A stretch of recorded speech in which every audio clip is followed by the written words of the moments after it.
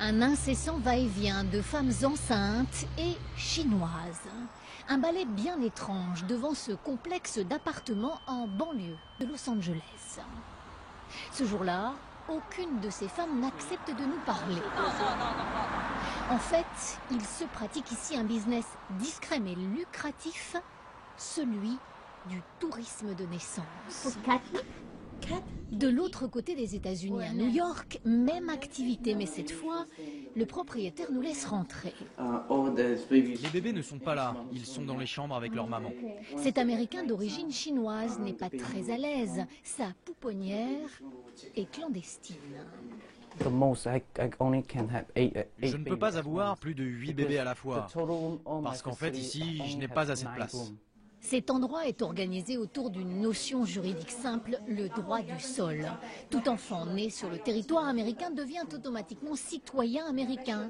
Cette chinoise est donc venue accoucher aux États-Unis dans ce seul but. Elle va repartir en Chine avec son enfant muni d'un passeport américain. Elle lui a offert, pense-t-elle, un sésame pour un meilleur avenir. Une fois qu'elles ont signé le contrat, elles doivent nous verser un avoir. Et dès qu'elles arrivent aux États-Unis, on va les chercher à l'aéroport et on les installe ici. Les mamans accouchent à l'hôpital du coin et puisqu'elles n'ont pas de sécurité sociale américaine, tout ou presque est réglé en liquide.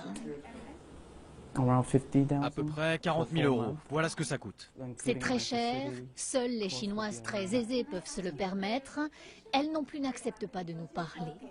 Pour arriver jusqu'ici, elle est passée par un site internet chinois vantant les avantages de la citoyenneté américaine. Le prix comprend le visa de tourisme, le logement, les frais médicaux et administratifs. Ses parents, aujourd'hui rentrés chez eux, en Chine, ont eu recours à ce genre d'agence. Ils ne s'expriment qu'à visage caché.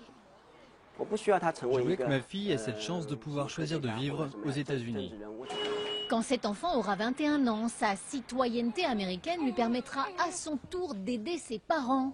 Grâce à lui, ils pourront obtenir une carte verte donnant le droit de travailler aux États-Unis. Ce tourisme de naissance n'est évidemment pas du goût de tous les Américains. Ces manifestants à Los Angeles viennent d'ailleurs d'obtenir la fermeture d'une de ces pouponnières. Ces grilles désormais fermées font la joie de certains militants. Je crois qu'il y a un vide juridique autour du droit du sol et ces gens-là en abusent.